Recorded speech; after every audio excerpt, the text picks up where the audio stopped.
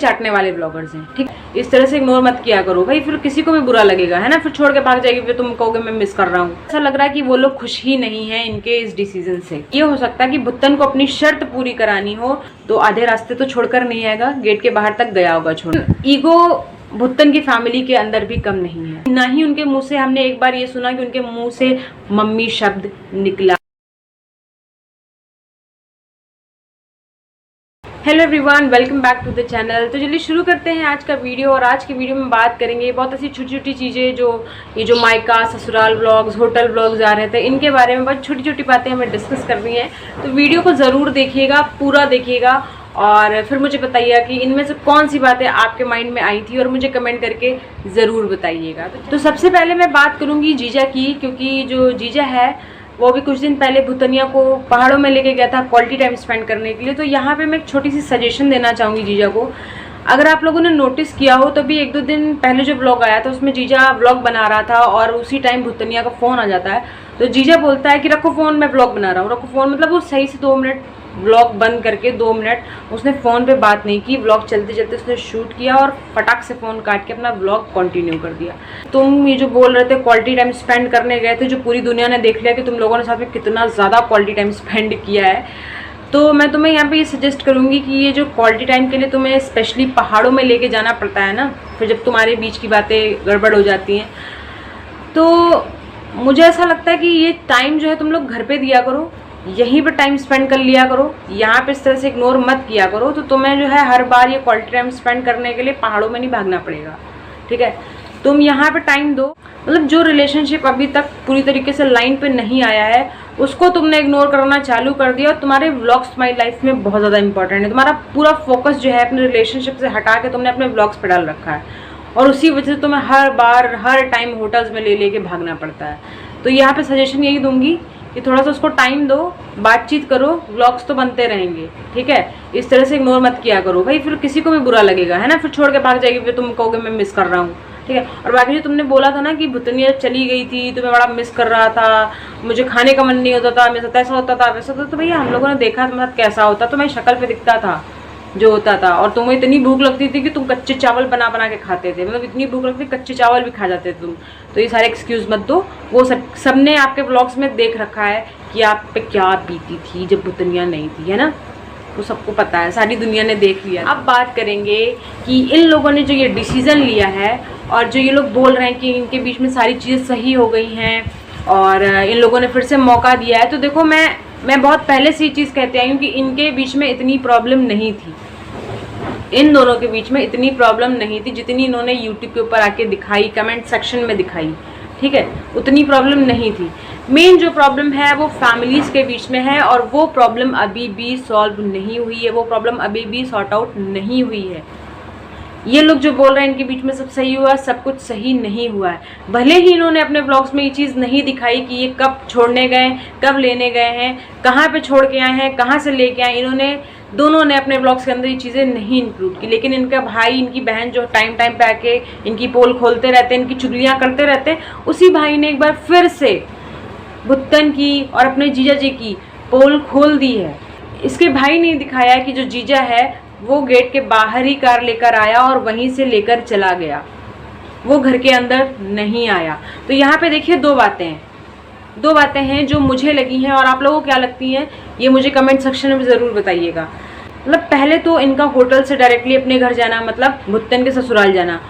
उसके बाद जिस शादी का इनको पता ही नहीं था कि ये जाएंगे या नहीं जाएंगे, कंफ्यूज थे, वहाँ पे जाने से पहले इन्होंने भुत्तन को वापस घर भेज दिया, ठीक। और फिर वो उसको लेने चले गए, जितने दिन बाद भी गए, क्योंकि ये लोग डेट क्लियर नहीं करते हैं। तो जितने भी 2, 3, 4 दिन बाद गए होली ने, फिर ही लेने गए। तो देखिए यहाँ पे दो चीज़ें हो सकती हैं, ठीक है। बहुत सारे लोगों ने बोला कि लाते ही फिर ड्रामा शुरू कर दिया, फिर भुत्तन को भेज दिया वापस घर, ऐसा वैसा, ठीक है। यहाँ पे देखिए दो चीज़ें हो सकती है, मैं आपको बताऊँ। पहली चीज़, भुत्तन को पता नहीं थी कि उनकी सास घर पे, जैसा कि जीजा ने अपने ब्लॉग्स में बताया कि इनको नहीं पता था कि मम्मी घर पर हैं। तो इनको लगा होगा, भुत्तन को लगा होगा कि हाँ सास नहीं घर पे तो मैं चली जाऊंगी, ठीक है। ऐसे भुत्तन नहीं जा रही थी। अगर उसको ऐसे पहले जाना होता तो वो 3 महीने से वेट नहीं कर रही थी। उसकी एक शर्त थी जो आप लोगों ने कमेंट सेक्शन में देखी होगी। उसकी शर्त थी कि तुम आके हमें ले जाओ, जो कि जीजा कह रहा था कि तुम जैसे गए थे वैसे हो। जीजा लेने नहीं जा रहा था। तो यहाँ भुत्तन को लगा कि हमारी सास नहीं तो मैं चली जाती हूँ।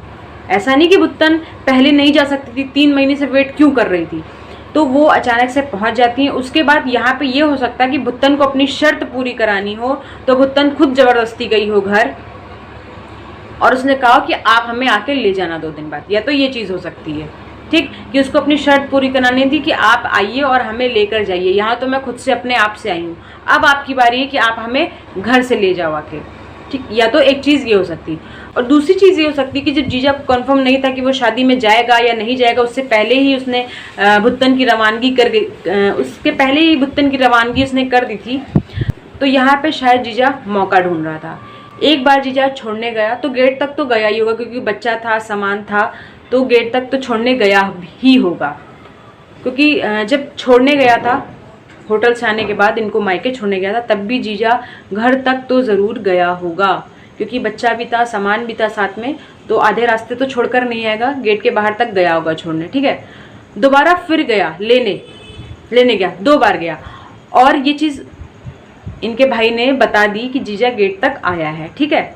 अब यहाँ पे 2 चीज़ हो सकती है कि जीजा का इनको एक बार छोड़ने जाना और एक बार लेने जाना, कि शायद जीजा ऐसा सोच रहा होगा कि शायद मैं जाऊँगा, जब गेट तक जाऊँगा तो शायद अब मैं इनको वापस लेके आ रहा हूँ, तो शायद मुझे घर के अंदर इनवाइट किया जाए, मुझे बुलाया जाए और बैठ के बातें हों और जो प्रॉब्लम है वो सॉर्ट आउट हो जाए।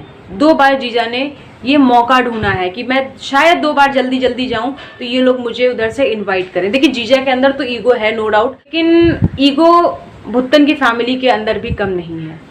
आपने देखा होगा कि जब वो लेने आया तो कोई गेट तक 4 कदम आगे बढ़ के इनको छोड़ने नहीं गया, वहीं दूर से कैमरा लगाकर शूट हो रहा था, ये पूरा सीन जो था, कोई छोड़ने तक नहीं गया, गेट तक छोड़ने नहीं गए, ठीक है। और ना ही इन लोगों में से किसी ने उसको इनवाइट किया। बड़े वाले जीजा के साथ तो तुम बहुत सारी चीज़ें करते हो, ठीक है। यहाँ पे जब वो अगला बंदा चल के आ रहा है लेने के लिए, ठीक है, सारी चीज़ें सॉर्ट आउट करने की कोशिश कर रहा है, तो फिर तुमको भी एक कदम आगे बढ़ाना चाहिए था कि उसको अंदर घर पे इन्वाइट करना चाहिए था, वो आप लोगों ने नहीं किया।